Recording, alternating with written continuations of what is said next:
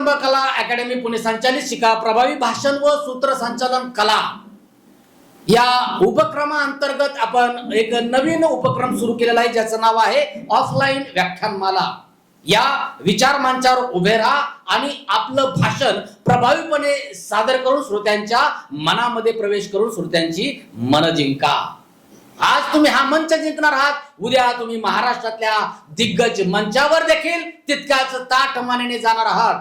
तेव्हा आजच्या या ऑफलाईन व्याख्यानमालेच्या चौथ्या व्याख्यानासाठी या दीपस्तंभच्या विचार मंचावर मी आमंत्रित करत आहे दीपस्तंभचं युवा अष्टपैलू व्यक्तिमत्व सन्माननीय हर्षलजी भुसारीचा। सर्वांनी जोरदार टाळ्यांच्या गजरामध्ये त्यांचं स्वागत करायचं।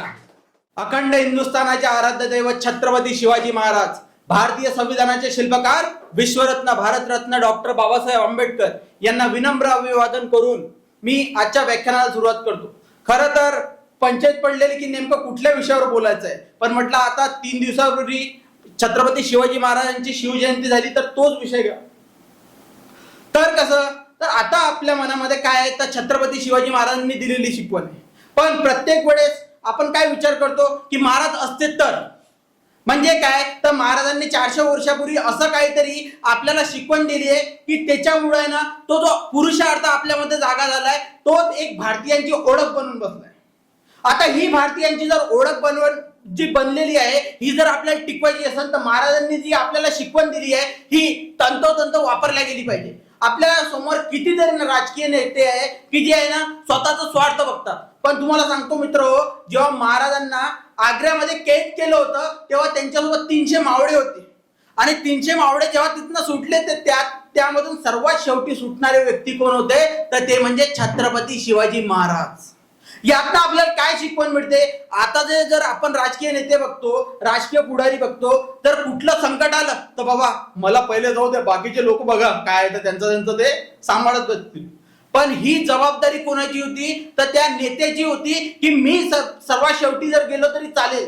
आपण छत्रपती शिवाजी महाराजांना ना नौदलाचं प्रणेता म्हणतो किंवा फादर ऑफ इंडियन नेव्ही म्हणतो, पण नौदलाचा सर्वात महत्वाचा नियम काय आहे की तो नौदलाचा जो कप्तान आहे ना तो मेला तरी चालेल आणि तो व्यक्ती सर्वात शेवटी निघाला पाहिजे। तर ही शिकवण कुठून मिळाली आहे तर ती छत्रपती शिवाजी महाराजांकडून। आपल्याकडे आहे ना पुरुषार्थ जागा करणारे व्यक्ती फारच कमी होऊन गेले, कारण आपण बघतो जर काय तर 800 वर्षाची गुलामी म्हणजे केव्हा तरी 1192 ला मोहम्मद घुरी भारतावर चाल करून आला आणि त्यानंतर भारताचा जो इतिहास आहे तो पारतंत्र्याचा इतिहास आहे। 300 वर्ष कुठलं तरी राष्ट्र गुलामीत होतं, कारण की याच्यानंतर कोणतरी तुर्क आलं, कोणतरी अफगाण आलं, कोणतरी मुघल आलं आणि त्यांनी आहे ना भारताचे फक्त लचके तोडले। त्यांनी भारताचं शोषण केलं, इथल्या स्त्रियांचा मान नाही ठेवला, त्यांचं शोषण केलं। मग त्यासाठी पुरुषार्थ जागा करण्यासाठी 300 वर्ष वाट बघावी लागली आणि तेव्हा कुठं छत्रपती शिवाजी महाराजांचा जन्म झाला। आणि तुम्हाला प्रश्न पडला का की आपल्या महाराष्ट्रात छत्रपती शिवाजी महाराज जन्माला काय आले? ते तामिळनाडूमध्ये पण आले असते, आंध्र प्रदेशमध्ये पण आले असते, तिकडे आसाम मध्ये पण आले असते, मुघल होते, इथं आपल्या उत्तर प्रदेशात पण आले असते। असा कधी आपण विचार केला का? तर त्यासाठी सर्वात महत्वाचं लागतं ते म्हणजे फाउंडेशन। कुठलाही जर नेता घडवायचा असेल तर त्यासाठी आहे ना त्या समाजाची सुरुवात, त्या समाजाची जडणघडणाची सुरुवात होते आणि त्याची सुरुवात झाली संत ज्ञानेश्वर महाराजांपासून। म्हणजे आपल्या महाराष्ट्राला जी संत परंपरा लाभली ना, मग ते चोखामेळा असो की संत ज्ञानेश्वर असो, संत तुकाराम महाराज असो, समर्थ रामदास असो, यांनी काय केलं तर त्या समाजामध्ये लोकांमध्ये जे भेदभाव होते, मग तो मी ब्राह्मण आहे, मी क्षत्रिय आहे, मी शूद्र आहे, मी वैश्य आहे, यामुळे समाजामध्ये आहे ना विघटन झालं होतं आणि त्यामुळे आपण आपलं भारतीय विसरून गेलो होतो। या संतांनी काय केलं, त्या सर्व लोकांना एकत्र आणलं आणि एकत्र आणल्यामुळे काय झालं, त्या लोकांना माहिती पडलं की आपला जो मुख्य शत्रू आहे तो कोण आहे, तो जो बाहेरून आलेला तो व्यक्ती आहे। आपण जर कुठल्या वेगळ्या जातीचं असेल तर ते जातीयवाद विसरून जाणं आता महत्वाचं आहे आणि यासाठी व पुढाकार कोणी घेतला तर छत्रपती शिवाजी महाराजांच्या आईनी, आणि त्यांनी ठरवलं की मला असा व्यक्ती घडवायचा आहे की जो सर्व जाती धर्माच्या पलीकडे, भाषेच्या पलीकडे जाऊन फक्त राष्ट्र निर्माणचा विचार करेल आणि स्वतःचा स्वराज्य उभं करेल। ही जी शिकवण मिळाली ही त्यांच्या आईकडनं मिळाली. त्यामुळेच बघा त्यांनी छत्रपती शिवाजी महाराजांनी सर्व जातीचे लोकांना जवळ घेतलं. आता तुम्हाला एक किस्सा सांगतो. जेव्हा रायगडावर आहे ना काही दलित लोकांना आहे ना पाणी पिण्यात बंदी घातली होती, तेव्हा तुम्ही जर रायगडावर गेलात ना तर रायगडावर जायच्या आधी एक तुम्हाला महाल भेटेल. महाल म्हटल्यापेक्षा वाडा भेटेल. आणि त्या वाड्याची माहिती निर्मिती कशी झाली तर काही लोक आहे ना रायगडावर आहे ना त्यांना विरोध करायचे दलित लोकांना. तर त्यामुळे राजमाता जिजाऊंनी ठरवलं की जर ठीक आहे तिथे जर वाडा तिथं जर पाणी प्यायला मिळत नसेल त्यांना तर मी इथेच वाडा बांधतो आणि जे लोक आहे ज्यांना अस्पृश्य मानलं जातं त्या लोकांना मी इथेच माझ्यासोबतच ठेवेन. म्हणजे हे साधारण आता आपल्यासाठी नॉर्मल वाटतं की बाबा आपण जातीवाद तर करतच नाही, कारण की आपल्याकडे खूप मोठे आदर्श आहे. पण साधारण 350-400 वर्षापूर्वी असा विचार करणं म्हणजे एक समाजाचं प्रबोधन करणं होतं. आता तुम्हाला माहिती आहे की आपल्या महाराष्ट्रात कुठले सर्वात जास्त भारतरत्न कुठल्या राज्याला मिळाले ते म्हणजे महाराष्ट्र. तर महाराष्ट्रालाच का मिळाले याचं उत्तर आपण शोधलं का? तर छत्रपती शिवाजी महाराजांनी प्रत्येक व्यक्तीमध्ये एक पुरुषार्थ जागा केलाय. मग ते महात्मा फुले असो. आता आपण म्हणतो की शिक्षकाचे जनक आहे, स्त्री शिक्षणाचे जनक कोण आहे तर ते सावित्रीबाई फुले आणि महात्मा फुले. जर छत्रपती शिवाजी महाराज जन्माला आले नसते तर हा प्रश्न कधी विचार केला का आपण? मग आपल्या महाराष्ट्रातच नाही तर आपल्या देशामध्येच पुरुषार्थ जागा झाला नसता. तेव्हा इंग्रजांनी काय म्हटलं होतं की जर छत्रपती शिवाजी महाराज जर आमच्या मातीत जन्माला आले असते तर आम्ही फक्त पृथ्वीच नाही तर पूर्ण विश्व पादाक्रांत केलं असतं.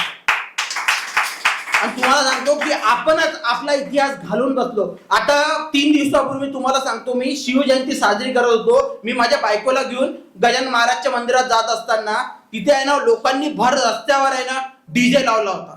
आता तुम्हाला माहिती आहे एक साधारण 20-25 दिवसापूर्वी अजितदादा आपल्यातनं गेले.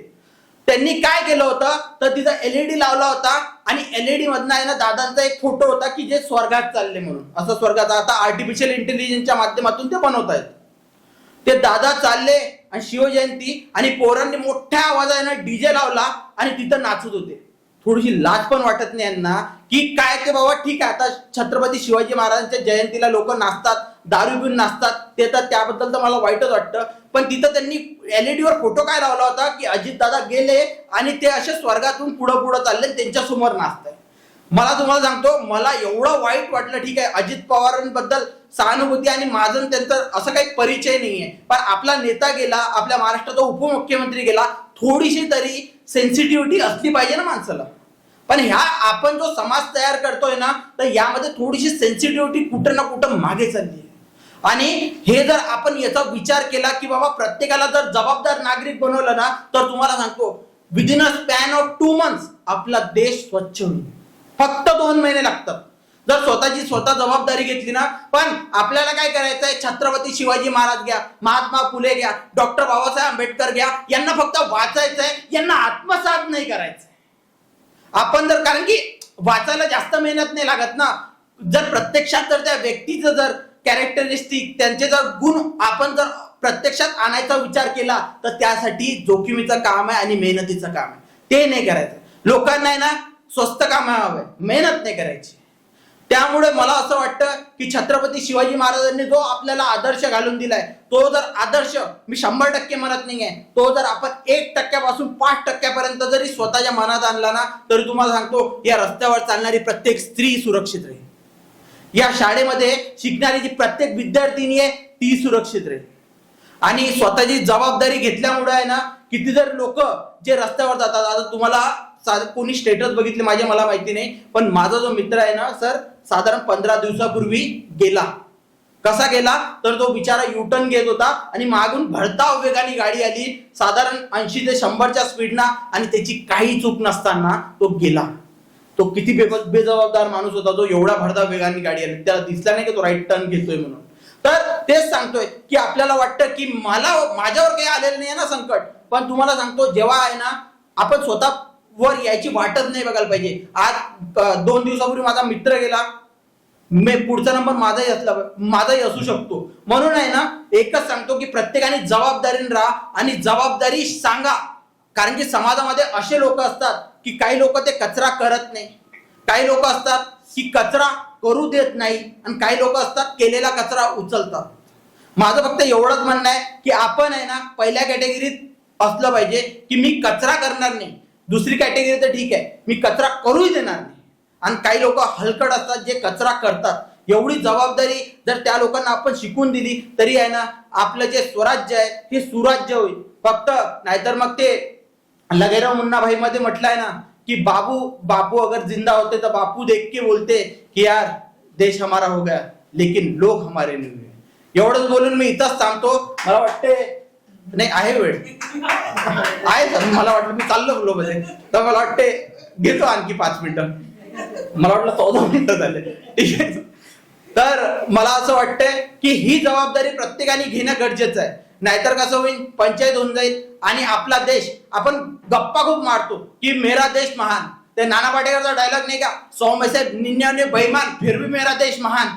असं कशी बेईमानी. आता तुम्हाला सांगतो, जेव्हा सिंधुदुर्गची निर्मिती होत होती ना, जेव्हा छत्रपती शिवाजी महाराजांना का नेवल फादर म्हणतात, त्याचं कारण हे की त्यांना माहिती होतं की आपल्या देशावर सर्वात जास्त संकट कोणाचं आहे तर बाहेरून जे येणारे लोक त्यांच्याकडनं. आणि तेच झालं होतं. तुम्हाला सांगतो, चीननी साधारण 1500 वर्षापूर्वी एक भिंत बांधली. चीन, ग्रेट वॉल ऑफ चायना तुम्हाला माहिती आहे. ती मानव निर्मित एकमेव अशी गोष्ट आहे की जे चंद्रावर दिसते. हे तर तुम्हाला माहिती असेल. तर मला प्रश्न पडतो की आपल्या लोकांना, आपल्या नेत्यांना, आपली जी आधीचे लोक होते, मग चाणक्य असू दे किंवा सम्राट अशोका असू दे, यांना जर फक्त त्यांनी विचार केला असता की भारतावर आक्रमण कुठनं होत आहे तर साधारण जे सिंध आहे ते पाकिस्तान, सध्या पाकिस्तानमध्ये सिंध आहे, तिकडनंच मोस्टली लोक आले सिंधूच्या मार्गे. तिथं जर एक भिंत बांधून दिली असती ना, फक्त एक भिंत, तर भारतावर आक्रमणच झाले नसते. म्हणजे प्रत्येकाने आपण काय विचार केला, आपल्या पूर्वजांनी काय विचार केला की गरज नाहीये. आपल्या लोकांवर आपण विश्वास केला आणि आपल्या लोकांनी दगाफटका केला. जेव्हा भारत प्रथमतरात केव्हा गेला इंग्रजांकडनं तर साधारण 1757च्या लढाईमध्ये. आता 1757च्या लढाईमध्ये काय झालं होतं, जो मीर जाफर होता याला रॉबर्ट क्लाईव्हनी पैसे दिले आणि जो सिराजुद्दौला होता त्याच्या विरुद्ध, त्याच्या बाजूने तो लढलाच नाही आणि त्यामुळे भारत पारतंत्र्यात गेला. आणि त्यानंतर आपल्याला 190 वर्ष इंग्रजांची गुलामी सहन करावी लागली. तर आपल्याला जर आपला देश असाच टिकून ठेवायचा आहे, कारण की आपल्याला माहिती आहे की बाबासाहेबांनी जे दिलेलं संविधान आहे यामुळे आहे ना आपल्या देशावर आहे ना कोणी परकीय जर आक्रमण केलं तर ते जबाबदारी कोणाची आहे, सरकारची आहे की प्रत्येक नागरिकांचा सुरक्षा करायची. पण तुम्हाला सांगतो, जर इथं जर कोणी आपण म्हणतो ना की कुंपण इथं शेत काही, तसं जर एखादा व्यक्ती जर आला आणि त्यांनी समजा पूर्ण सत्ता जर हातात केंद्रित करायचं ठरवलं तर आपण काय करू. तर त्यासाठी आपल्याला एक राजकीय साक्षरता म्हणून आहे. आता राजकीय साक्षरता काय असतं तर प्रत्येकाला संविधान म्हणजे त्याचे राईट्स आणि त्याची ड्युटीज म्हणजे त्याचे अधिकार आणि त्याचे कर्तव्य हे प्रत्येकाला माहितीच असले पाहिजे. आता मॅडम आहे, सर पण आहे. आता प्रत्येक शाळेमध्ये आपण बघितलं तर तिथं दिलेलं असतं की संविधान त्याचा प्रिएम्बल म्हणजे उद्देशिका, मी भारतीय नागरिक, सार्वभौम, ते पूर्ण तुम्हाला माहिती आहे. मग कसं सार्वभौम, त्यानंतर रिपब्लिक, आता इंग्लिश मधून माहिती आहे मला, मराठीमधून काही जास्त माहिती नाही. तर कसं आहे ना, प्रिएम्बल हे आपल्याला पाठ पाहिजे आणि प्रिएम्बल सोबत त्यामध्ये काय काय दिलेलं आहे आपल्याला, म्हणजे त्यात समानता दिलेली, बंधुता दिलेली आहे, त्यानंतर स्वातंत्र्यता दिलेली आहे, हे दिलेलं आहे. आणि याचं आहे ना आपण चोखपणे पालन केलं पाहिजे. कारण की आपली लढाई हे आपल्याला लढावी लागणार आहे. छत्रपती शिवाजी महाराजांनी स्वतःची लढाई स्वतःच केली. त्यांनी काय कोणाची वाट नाही पाहिली की कोणीतरी येईन मला मदत करत, मी स्वराज्य उभं करत नाही. हे स्वतःची लढाई आहे. म्हणूनच वयाच्या 16व्या वर्षी त्यांनी राजकारणाला सुरुवात केली होती. आता तुम्हाला सांगतो की सर, जर आपल्याला जर राजकारण उभं करायचं असेल, तर आपल्याला समाज उभा करायचा असेल, समाजामध्ये पुरुषार्थ जागा करायचा असेल, तर सर्वात महत्वाचं काय तर स्त्रीचा सन्मान राखला गेला पाहिजे. स्त्रीचा सन्मान तुम्ही बघितलं असेल की जेव्हा साधारण 500-600 वर्षापूर्वी भारतावर आक्रमण झाले तर काय केलं त्यांनी, त्या सैनिकांनी काय केलं तर भारताच्या इथल्या संपत्तीची लूट केली आणि इथल्या स्त्रियांवर बलात्कार केले. कारण की त्यांना दाखवायचं की तुम्ही नामर्द आहे, तुमच्यामध्ये पुरुषार्थ शिल्लक नाही. जो स्त्रीचा सन्मान राखू शकत नाही त्याला जगण्याचा अधिकार नाही. आता रामायण घडलं, महाभारत घडलं. वास्तविक पाहता श्रीरामाने म्हटलं असतं की बाबा ठीक आहे, मी त्यांच्यासोबत निगोशिएट करतो, काही झालं तरी आहे ना परत सीता मातेला परत आणतो. पण श्रीरामाने युद्ध केलं कारण की ते पूर्ण इतिहासाला दाखवायचं होतं की जो स्त्रियांवर अत्याचार करा, स्त्रियाच्या वाकड्यात जाईल, त्याला असंच काहीतरी करावं लागेल, त्याची सर कलम केल्याशिवाय होणार नाही. महाभारत घडलं. महाभारत घडायचं कारण पण काय होतं तुम्हाला माहितीये, त्या पांचालीचं वस्त्रहरण करायचं काम केलं होतं आणि त्यामुळे महाभारत घडलं. आपल्या समाजामध्ये जर कुठल्या स्त्रीवर जर अत्याचार होत असेल तर त्यासाठी वाचा फुटलाच पाहिजे. मग त्यासाठी फक्त स्त्रियांनीच पुढे येणं गरजेचं नाहीये, तर पुरुषांनी पण येणं गरजेचं आहे. हा मेसेज आपल्याला कोणी दिलाय, तर आपले जे महात्मा फुले होते त्यांनी दिलाय. तर हे गोष्टी अशा चालतच राहणार आहे आणि स्वतःची जबाबदारी घ्या आणि स्वराज्य आणि सुराज्य उभं करा. एवढंच बोलून मी इथंच थांबतो. आता परत घड्याळकडे बघून थांबणार नाही, आता थांबलो. ठीक आहे, धन्यवाद.